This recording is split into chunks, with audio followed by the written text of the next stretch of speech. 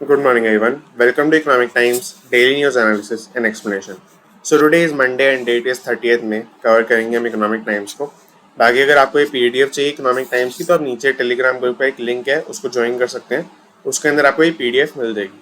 अब क्योंकि मैं ये पीडीएफ और पूरा पेपर आपका नोट्स से कवर करता हूँ तो ये नोट्स की भी पीडीएफ आपको नीचे टेलीग्राम ग्रुप पर ही मिल जाएगी.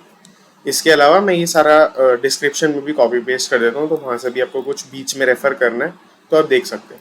अब इसके अलावा आपको एक छोटा सा काम है कि वीडियो को बस लाइक कर दें और नीचे आ भी रहा होगा लिखा है यहाँ पर कि आपको कमेंट करना है इकोनॉमिक टाइम्स. बेसिकली इससे ये होता है कि एंगेजमेंट थोड़ी बढ़ जाती है. इकोनॉमिक टाइम्स मैं इस वीडियो में बता रहा हूँ इस बारे में यूट्यूब को पता चलेगा. तो आप ये थोड़ा सा छोटा सा काम करते हैं शुरू में. बाकी स्टार्ट करते हैं फर्स्ट न्यूज से. India is an attractive investment opportunity. Chairman and CEO Goldman सैक्स. यहाँ पर हुआ क्या है बेसिकली गोल्डमैन सैक्स के जो सीईओ हैं आपके इनका सॉर्ट ऑफ इंटरव्यू लिया गया है इकोनॉमिक टाइम्स में और उसने आपके कुछ पॉइंट्स रखे हैं आगे.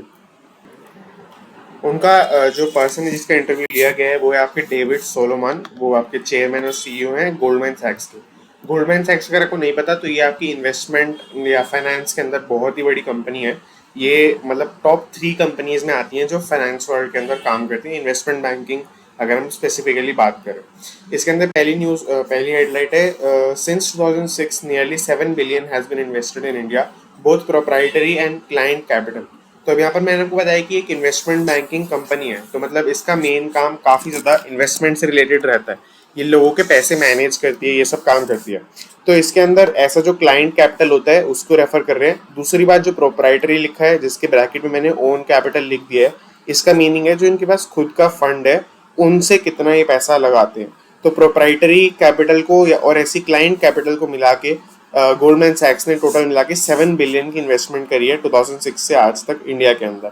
तो ये काफ़ी बड़ी इन्वेस्टमेंट का अमाउंट है और अभी भी बोल रहे हैं कि India is an attractive investment opportunity. मतलब आप समझ सकते हैं कि अभी भी काफ़ी अट्रैक्टिव इन्वेस्टमेंट अपॉर्चुनिटी इनको लगती है. ऐसा क्यों है ये भी इन्होंने रीज़न बताया है. पहला रीज़न इसका रहेगा reformist agenda of Modi government. मतलब कि मोदी गवर्नमेंट का क्या एजेंडा है उससे ये अलाइन करते हैं. बेसिकली उनको वो सही एजेंडा लगता है कि हाँ ये एजेंडा सही है और वो आपका इंडिया को इंडियन इकोनॉमी को कम से कम आगे लेके जाएगा. सेकेंड पॉइंट है यूएस रिसेशन की पॉसिबिलिटी. यूएस रिसेशन की बहुत स्ट्रॉन्ग पॉसिबिलिटी ग्लोबली काफ़ी सारी चीज़ें इंडिकेट कर रही हैं और इन्होंने भी ऐसा हाईलाइट करके बताया है कि यूएस में रिसेशन आ सकता है. तो ये चीज़ है. अब इसके अंदर हुआ क्या बेसिकली कि यूएस के अंदर रिसेशन आएगा तो इनको थोड़ी स्टेबल मार्केट्स चाहिए और स्टेबल मार्केट्स में डेवलपिंग मार्केट्स जैसे इंडिया हो गया चाइना हो गया या कहीं मतलब जो साउथ के और भी आपके साउथ अफ्रीका के अंदर कुछ नेशंस हैं और बाकी जो आपकी दुबई वगैरह वाली साइड में नेशंस हैं तो वो सब काफ़ी इनके लिए अच्छी इन्वेस्टमेंट अपॉर्चुनिटी है. आज ही अच्छी हेजिंग अपॉर्चुनिटी हो सकते हैं. इसके आगे चले तो थर्ड रीज़न है finance in crypto NFT and blockchain. तो बेसिकली हाई फाइनेंस नाम का एक कॉन्सेप्ट होता है. हाई फाइनेंस मतलब कि फाइनेंस के अंदर आज की डेट में किस चीज़ में सबसे ज़्यादा बूम चल रहा है. आज की बात करें आज की डेट में आपका सबसे ज़्यादा बूम चल रहा है स्टार्टअप्स और ये सब कल्चर के अंदर. या अगर मैं पर्टिकुलरली बात करूँ तो कंटेंट कल्चर के अंदर. तो कंटेंट कल्चर के अंदर काफ़ी ज़्यादा फाइनेंस में बूम चल रहा है आज की डेट में जो कि सून शिफ्ट होने वाला है क्रिप्टो एनएफटी और ब्लॉकचेन्स के लिए. और ये दोनों चीज़ें बहुत कनेक्टेड हैं. जो कंटेंट क्रिएटर्स हैं वही अपने एनएफटीज अपनी मतलब ब्लॉकचेन या क्रिप्टोज को प्रमोट कर रहे हैं लेके आ रहे हैं अपने खुद के एनएफटीज रिलीज कर रहे हैं ये सब कर रहे हैं. तो मतलब ये चीज़ दोनों चीज़ें काफ़ी कनेक्टेड है. तो हाई फाइनेंस आपका जो आएगा वेव नेक्स्ट वो क्रिप्टो एनएफटी और ब्लॉकचेन्स में आ सकता है. और इंडिया के अंदर जो आपका नेट का मतलब इंटरनेट का पेनिट्रेशन हो चुका है और स्मार्टफोन्स का तो उससे काफ़ी ज़्यादा बूम इसका आ सकता है ये एक्सपेक्ट करते हैं. आगे चलते हैं. अच्छा मैं यहाँ पर अगर आपको इंटरेस्टिंग बात बताऊँ तो आर्टिकल के अंदर ये एक्चुअली कवर्ड था कि गोल्डमैन सैक्स के जो सीईओ हैं वो एक डीजे लूला पलूजा मतलब हो सकता है मैं प्रोनाउंस गलत कर रहा हूँ. ये एक पार्टी होने वाली मतलब एक ऐसे म्यूजिक फेस्टिवल होने वाला है चिकागो के अंदर. तो उसको डीजे मतलब वहाँ पे डीजे का रोल भी ये कर रहे हैं. इसके अलावा डुआ लिपी और डोजा कैट वहाँ पे परफॉर्म कर रहे होंगे. मतलब काफ़ी हिलेरियस न्यूज़ थी इसलिए मैंने बीच में बता दिया. आगे चलते हैं सेकेंड न्यूज़ पर. SEBI ask angel funds to for info और इन्वेस्टर राइट्स. अब यहाँ पर हुआ क्या है मैं आपको थोड़ा बैकग्राउंड बताता हूँ. अब क्या हुआ है कि वीसी और एंजल इन्वेस्टमेंट्स जो है वो आपका आर ड्राइंग ऑफ मनी जो मैंने सेकंड पॉइंट के अंदर लिखा है. तो बेसिकली इनके ऊपर बहुत स्क्रूटिनी हो रही है कि क्यों अब ये इन्वेस्टमेंट नहीं कर रहे हैं. क्या ये सिर्फ वैल्यूएशन की वजह से है क्योंकि ऐसा तो नहीं हो सकता क्योंकि नए नए स्टार्टअप्स ऐसे बहुत खुल रहे हैं जिनकी वैल्यूएशन भी ठीक है उनको भी अब फंडिंग नहीं मिल पा रही इतनी आसानी से जितनी आपकी मतलब बहुत ही कम टाइम पहले 2 3 4 महीने पहले ही आराम से मिल जा रही थी फंडिंग, वो अब नहीं मिल पा रही है। इसका बड़ा काफ़ी रीज़न एक इन्फ्लेशन भी है, बट उसके अलावा भी बहुत सारे रीज़न हो सकते हैं, ऐसा सेबी प्रिडिक्ट करता है। तो इसके लिए सेबी ने क्या किया है, एंजल फंड्स। एंजल फंड्स क्या होते हैं, जैसे एक तो होता है आपका वेंचर कैपिटल। वेंचर कैपिटल में तो एक पूरा फंड सेटअप है जिसके अंदर बहुत सारे इन्वेस्टर्स हैं, बहुत सारे लोग हैं जो बैठे हैं, वो आपका एनालाइज करते हैं कंपनीज को, कंपनी आके उनके सामने अपना आइडिया पिच करती हैं, उसके बाद वो उसको फंडिंग देते हैं। एंजल फंड्स या एंजल इन्वेस्टर्स कौन होते हैं, वो नॉर्मल पीपल होते हैं, सिंगल इंडिविजुअल्स। जैसे बहुत अच्छा एग्जांपल रहेगा अंकुर वारिको, अगर आपको पता हो, अंकुर वारिको है और मतलब बहुत सारे हैं। तो अंकुर वारिको अगर आपको बताओ तो वो आपके काफ़ी बड़े एंजल इन्वेस्टर हैं। आज के टाइम पे उनकी पर्सनल कैपिटल इतनी ज़्यादा है कि वो खुद से ही स्टार्टअप्स के अंदर इन्वेस्टमेंट कर सकते हैं। जैसे अगर आपने शार्क टैंक देखा हो तो शार्क टैंक पूरा आपका एंजल इन्वेस्टिंग पे ही बेस्ड है। जो पांचों या मतलब 7 शार्क्स कह लो, तो 7 शार्क्स आपके सारे मिलाकर वो एंजल इन्वेस्टर्स ही हैं। पर हो सकता है उनके पीछे कोई फंड हो, बट हाँ अभी तो यही अपेयर होता है। तो यहाँ पर अब क्या हुआ है कि एंजल इन्वेस्टर्स जो एंजल फंड्स हैं उनसे आपकी सेबी ने पूछा है कि इनके पास क्योंकि ज़्यादा राइट्स होते हैं और इनके ऊपर कम रिस्ट्रिक्शंस होते हैं, क्योंकि ये इंडिविजुअल्स हैं, इंडिविजुअल्स के ऊपर उतनी रिस्ट्रिक्शन नहीं होती, वो खुद अपना पैसे का रिस्पॉन्सिबिलिटी लेगा। वेंचर कैपिटल के पास खुद का पैसा नहीं होता, वो आपके फंड से पैसा लेता है, तो वो उसके ऊपर बहुत सारे रिस्ट्रिक्शन होते हैं। तो अब यहाँ पर हुआ क्या, इसकी वजह से जो इनकी डिटेल्स हैं वो ज़्यादा सेबी के पास नहीं है जो कि वेंचर कैपिटलिस्ट की हैं। तो ये जो डिटेल्स है, जैसे कि आपका नंबर ऑफ इन्वेस्टर्स कितने हैं, एग्जिट रूल्स क्या हैं, एग्जिट रूल्स मतलब अगर कोई पर्सन एग्जिट कब करेगा मतलब आपकी एंजल फंड में से, तो वो चीज़ है। कमिटमेंट पीरियड मतलब कितने टाइम तक वो एटलीस्ट मिनिमम टेन्योर के लिए इन्वेस्ट करेगा कंपनी के अंदर। तो ये सब जो चीज़ें हैं ये आपकी डिटेल्स मांगी हैं ऐसी एंजल फंड से, जो भी ऊपर लिखा है इन्फो के नाम पर यहाँ पर। आगे चलते हैं थर्ड न्यूज़ पर। Aggregate NPA provisioning in Q4 house private banks lead way. तो यहाँ पर क्या है बेसिकली, जो सबसे पहले मैं आपको ये स्टेप बाय स्टेप समझाता हूँ। पहला आपका टर्म रहेगा एनपीए। एनपीए मतलब होता है आपका नॉन परफॉर्मिंग एसेट। एक बैंक के लिए नॉन परफॉर्मिंग एसेट का मतलब हुआ कि जो लोन बैंक ने दिया बट वो रिसीव नहीं हो पाया, उसकी पेमेंट जो वापस आनी थी वो नहीं आ पाई, वो पार्शली भी हो सकता है, फुल्ली भी हो सकता है। अब एनपीए प्रोविजन क्या होता है, जो प्रोविजनिंग ऊपर लिखा है इसको मैं शॉर्ट करके लिखा है प्रोविजन। तो एनपीए प्रोविजन होता है, जैसे आज की डेट में अगर हमने कोई लोन दिया, वो हो सकता है हमें नेक्स्ट ईयर मिलना था बट नेक्स्ट ईयर हमें नहीं मिल पाया। बट एक अच्छा अकाउंटेंट क्या करेगा, अच्छा अकाउंटेंट जो लॉस होगा, जो हमें पैसा नहीं मिल पाया, उसको पिछले साल के रिकॉर्ड्स में डालेगा, क्योंकि क्या हुआ असली में हमें पिछले साल लॉस हुआ है, पिछले साल हमें रिकवरी होनी चाहिए थी, जो कि ड्यू डेट बस इस साल थी। तो वो आपका ये जो चार्ज क्रिएट होता है ये एडवांस में करके चलते हैं बैंकर्स और अकाउंटेंट्स। तो इसी चार्ज को बोलते हैं एनपीए प्रोविजन, कि इतना तो हमें बैड डेब्ट हो सकता है, हम पहले से ये अमाउंट साइड करके रखते हैं अपने प्रॉफिट में से। तो ये जो एनपीए प्रोविजन होता है इसकी बात कर रहे हैं न्यूज़ के अंदर। क्या बात कर रहे हैं, provisioning for NPS for 29 banks fell by 51.6% year on year in March quarter. तो आप समझ सकते हैं इससे क्या हुआ है कि मार्च क्वार्टर के अंदर जो प्रोविजन बनाए एनपीएस के लिए, अगर हम 29 लिस्टेड बैंक्स की बात करें तो वो 50% से गिर चुका है। अब इसका मेजर इम्पैक्ट पड़ता है एक ही रीजन की वजह से, क्योंकि अगर आप ये जो एनपीए प्रोविजन है अपना थोड़ा कम करते जाते हैं तो आपका प्रॉफिट बढ़ जाएगा, क्योंकि ऑब्वियस बात है प्रॉफिट में से ही आपका एनपीए प्रोविजन कट रहा है, तो आपका इस तरीके से प्रॉफिट बढ़ सकता है। इसीलिए हो सकता है इन्होंने किया हो बैंक्स ने, बट अभी कोई वो श्योरिटी नहीं है। और 50% का फॉल आया है, बस ये भी श्योर है। एनआईआई लास्ट पॉइंट इन्होंने बताया है, लास्ट पॉइंट है आपका net interest income grew 13.5% in same period. अब किस पीरियड की बात करें ये मैंने आपको शायद नहीं बताया बीच में, year on year in March quarter. जो मैंने थर्ड पॉइंट के अंदर लास्ट में लिखा है उसका मीनिंग ये है कि ये मार्च 2021 को कंपेयर कर रहे हैं मार्च 2022 से, तो ये कंपैरिजन हो रहा है। और इसी कंपैरिजन के अंदर अगर आप नेट इंटरेस्ट इनकम का इंक्रीज देखेंगे तो 13.5% पर रहेगा। आगे चलते हैं फोर्थ न्यूज़ पर। BPCL to expand capacity with 30,000 crore. तो अब यहाँ पर क्या है, बीपीसीएल मतलब आप सभी समझ सकते हैं, भारत पेट्रोलियम कंपनी लिमिटेड। तो ये आपकी पेट्रोल के अंदर कंपनी काम करती है।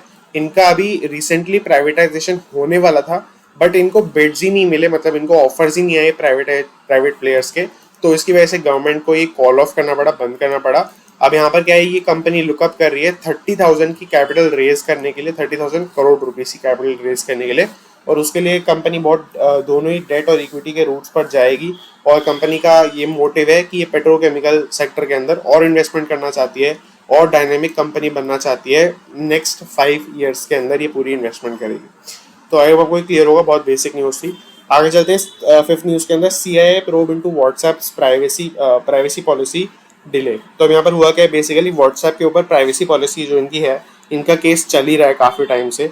तो उसके ऊपर क्या है, CCI ने ऑलरेडी 3 नोटिस भेज दिए हैं इनको, बट फिर भी व्हाट्सएप कोई इन्फॉर्मेशन देने के लिए बहुत रिलेक्टेंट हो रहा है, व्हाट्सएप इन्फॉर्मेशन दे ही नहीं रहा है इनको। सेकंड पॉइंट इनका है, CCI said probes have nothing to do with data privacy aspects but company's market dominance position। तो अब यहाँ पर आपको मैं बता दूं CCI क्या करता है। CCI आपका है कॉम्पिटिशन कमीशन ऑफ इंडिया।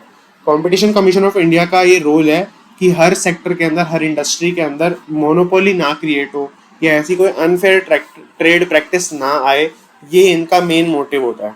तो अब यहाँ पर हुआ क्या, अगर व्हाट्सएप जैसी कंपनी जो आपकी मैसेजिंग सेक्टर के अंदर बहुत ज़्यादा मार्केट डोमिनेशन लेके बैठी है, अगर आप नॉर्मल व्हाट्सएप को या नॉर्मल मैसेजिंग फीचर जो फ़ोन में होता है उसको छोड़ दे, तो शायद ही कोई ऐसा फीचर होगा या कोई ऐप होगा जो लोग सिर्फ मैसेजिंग के लिए यूज़ करते हैं। तो मतलब बेसिकली काफ़ी ज़्यादा इनके पास मार्केट डोमिनेंट पोजीशन है। तो यहाँ पर क्या हुआ, इस इंडस्ट्री के अंदर बहुत ही कम आपका कंपटीशन है। तो यही चीज़ CCI डिसेबल करता है, ये CCI प्रिवेंट करने की कोशिश करता है। ये किस तरीके से करेगा, वो आपकी बहुत सारे मेजर्स लेगा किस तरीके से भी, ताकि क्या होगा कि ये जो आपका अगर मोनोपोली क्रिएट हो जाती है पूरी तरीके से, तो फिर क्या होगा कि व्हाट्सएप हो सकता है फ्यूचर में जाके प्राइस चार्ज करने लग जाए।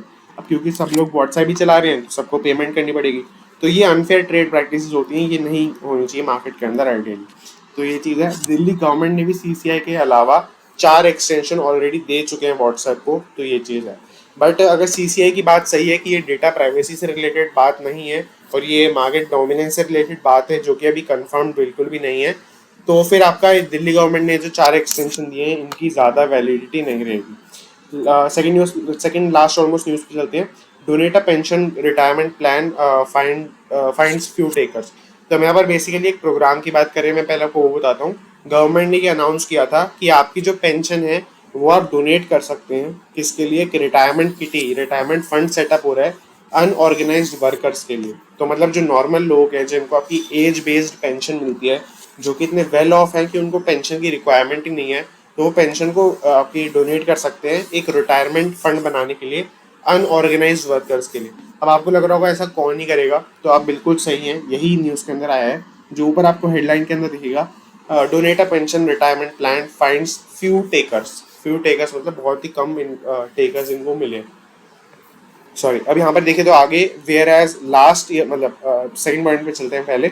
Average enrolment this year is little over 7,000 per month. तो एवरेज एनरोलमेंट आप समझ सकते हैं इजी है कि ओवर मंथ मतलब हर मंथ में आपका 7,000 के आसपास लोग इसके अंदर आ रहे हैं, मतलब एनरोल कर रहे हैं।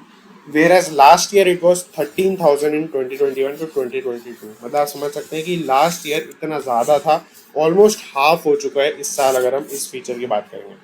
तो लास्ट न्यूज़ में लेते हैं। अब ये क्या है, ये थोड़े शॉर्ट अपडेट्स हैं। आज मैं अगर आपको ओवरऑल बताऊं तो मार्केट मतलब पेपर में ज़्यादा न्यूज़ नहीं आई है, तो मैंने कुछ न्यूज़ आपकी सिलेक्टिवली कम अप कराऊँ ताकि आपका टाइम भी इतना वेस्ट ना हो और आपको सब कुछ क्लियर भी हो जाए, इसलिए मैंने फटाफट इसको कवर करेंगे। तो पहली न्यूज़ आपकी टेलीकॉम सेक्टर में सी, job openings doubling to 38,000 in financial year 2023 as 5G loans. मतलब आपका फाइनेंशियल ईयर 2023 इसी साल के अंदर मतलब आपका 5G जैसे जैसे रोल आउट होता जाएगा, ऑलमोस्ट एक्सपेक्टेड है कि 38,000 नई जॉब्स 5G क्रिएट कर रहा होगा इंडिया के अंदर। ये तो अभी मतलब प्रिलिमिनरी फेज की बात है। सेकेंड आपकी न्यूज़ है MEITY, ये आपका ministry of electronics IT and information technology है। तो ये आपका विड्रॉ कर लिया इसने advisory on Aadhaar card photocopy issued by Bengaluru UIDAI office. अब यहाँ पर ये थोड़ी सी डिटेल्ड न्यूज़ है, मैं आपको बहुत शॉर्ट में बताने की कोशिश करता हूँ, आपकी ज़्यादा काम की नहीं है, क्योंकि बेंगलुरु के UIDAI ऑफिस मतलब बेंगलुरु का जो बेसिकली आधार कार्ड का ऑफिस है, उन्होंने क्या बोला है, उन्होंने बोला है कि वो एक मतलब उन्होंने एक एडवाइजरी जारी की थी कि आप जो भी आपका आधार कार्ड की फोटोकॉपी होती है वो किसी को ऐसे ही ना दे दें, बहुत ज़्यादा उसमें दिक्कत होती है, कोई उसका मिसयूज़ कर सकता है, कोई उसके अंदर नाम और नंबर चेंज करके उसको यूज़ कर सकता है आपकी फ़ोटो वगैरह को, एड्रेस को। तो वो सब चीज़ें बहुत इशू क्रिएट कर सकती हैं। इसके लिए इस UIDAI ऑफिस वालों ने बोला था कि अब से इस पे बैन लगा रहे हैं, अब हम ये इशू ही नहीं करेंगे, आधार कार्ड की फोटोकॉपी लेंगे ही नहीं कहीं पे, हर जगह बंद करा देंगे।